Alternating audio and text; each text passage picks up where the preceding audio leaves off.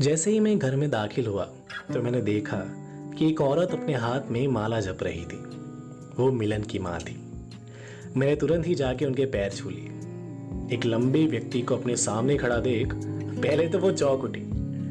उन्होंने मुझे नीचे से ऊपर तक ध्यान से देखा। पहले तो पहचान नहीं पाए, पर फिर एकदम से बोले, अरे पारस बेटा, कितना बड़ा हो गया है तू, मैं तो पहचान ही नहीं पाई तुझे।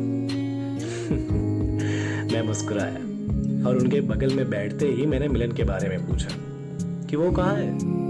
माँ ने हमेशा की तरह मिलन की शिकायत करनी शुरू कर दी और आखिर में कहा, अरे वो तेरा ही इंतजार कर रहा है, चाय बना रहा है तेरे लिए। ये सुनते ही मैं बहुत खुश हुआ और मुझे वो हमारी पहली चाय याद आ गई जो हमने साथ मिलकर बनाई थी। बस तभी एकाएक मिलन रसोई घर से बाहर आया और उसके आते ही मैं खड़ा हो गया, मानो मैं बचपन का पारस बन उसकी आंखों में कुछ ढूंढ रहा था। पर मेरे सामने खड़ा था एक बनियान और पैंट पहना हुआ आदमी जिसके माथे पर सफेद बाल आ चुके थे, जो थोड़ा पसीने में लथपथ था और उसकी आंखें थोड़ी लाल थी। मैं उसे बचपन की तरह गले लगाना चाहता था, पर उसने सामने से अपना हाथ बढ़ाया, मानो किसी बात का बहुत गुस्सा हो उसे। मैंने हाथ मिलाया। उसने 2 क्षण मेरे सामने देखा और फिर हाथ छुड़ाकर खुद को रुमाल से पोंछने लगा। मेरी सामने वाली कुर्सी को खिसका कर वो उसमें बैठा और उसने पूछा, बताइए साहब, कैसे हैं आप? कैसे आज यहाँ आना हुआ? उसकी बातों में भरपूर कटाक्ष के कारण मैं कुछ ज्यादा बोल नहीं पाया और मैंने कहा, बढ़िया, बस यूं ही तुमसे मिलने का मन किया तो आ गया। ये कहते ही मैं बैठ गया। मिलन मुझसे आंखें नहीं मिला रहा था। अपने पांव को लगातार हिलाते हुए उसने आवाज लगाई, अरे वो चाय ले आना जरा। मिलन ने अपनी पढ़ाई खत्म करते ही शादी कर ली थी, ये तो पता था, पर मैंने कभी भाभी को देखा नहीं था। भाभी चाय लेके आए।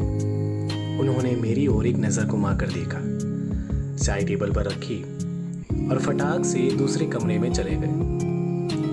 मैं इस बर्ताव को समझ नहीं पाया। आखिर मैंने मुस्कुरा के चाय का प्याला हाथ में लिया और कहा, क्या बात है मिलन, तुमने मेरे लिए आज चाय बनाई? वाह। उसने तुरंत ही मना करके कहा, अरे मैं कहा, ये तो तुम्हारी भाभी ने बनाई है। मैंने अपनी मुस्कुराहट बरकरार रखी। फिर मैंने और मिलन ने थोड़ी बहुत बातें की। बातों के बीच का मौन हर बात के बाद बढ़ जाता। इस बातों में ना ही कोई उत्साह था और ना ही कोई उमंग। ये कुछ ऐसी बातें थी जो शायद 2 अजनबी के बीच में होती है, कि जिन्हें पता है कि बहुत जल्द वो अलग होने वाले हैं। आखिर 15 मिनट के संवाद के बाद मिलन ने कहा, चलिए अच्छा ही हुआ तुम आए। वैसे देखा जाए तो मैं और तुम्हारी भाभी बस बाहर ही जाने वाले थे और तुम्हारा फोन आया कि तुम आ रहे हो। मैंने तुरंत ही इस बात के पीछे का इशारा समझा और कहा, ओह एक्चुअली मुझे भी थोड़ा काम है, तो मैं भी बस निकल ही रहा हूँ। इस बात पे उसका कोई जवाब नहीं आया। हम दोनों एक दूसरे के उठने का इंतजार करते हुए एक दूसरे की तरफ झूठी मुस्कुराहट से देख रहे थे। आखिर मैंने उठना पसंद किया। मैंने माँ के पैर छुए और मिलन के सामने देखकर मुस्कुराया और मिलन ने कहा, आते रहना। जरूर। मैं दरवाजे की तरफ जा रहा था कि एकाएक मुझे याद आया कि मैं मिलन के लिए एक तोहफा लाया। जैसे ही मैंने वो तोहफा मिलन की तरफ बढ़ाया, तब एक बच्चा दौड़ता हुआ बाहर से आया और मुझसे जोर से टकराया और तोहफा नीचे गिर गया। वो मिलन का बच्चा था। मुझे ऐसा लगा मानो वो मिलन ही हो। जब मिलन छोटा था तो हूबहू ऐसा लगता था। उस बच्चे ने गिरे हुए तोहफे को हाथ में उठाया और मिलन से पूछा, पापा इसमें क्या है? मैं अपने घुटनों पर आ गया। उसकी आंखों में देखा और मैंने कहा, बेटा, इसमें मेरी लिखी कविताओं की एक किताब है। पापा के लिए? नहीं, मेरे सबसे प्यारे दोस्त तुम्हारे लिए। ये सुनते ही वो मुस्कुराने लगा।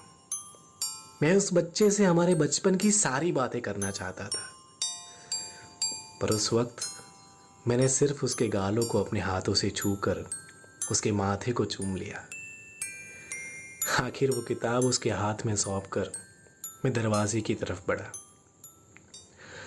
मैं बाहर निकला और जब मैंने अपनी गाड़ी में चाबी डाली तभी मैंने उस बच्चे को मिलन से एक बात पूछते हुए सुना। पापा, ये कौन थे? मिलन ने कहा, कोई नहीं बेटा, बस मेहमान था।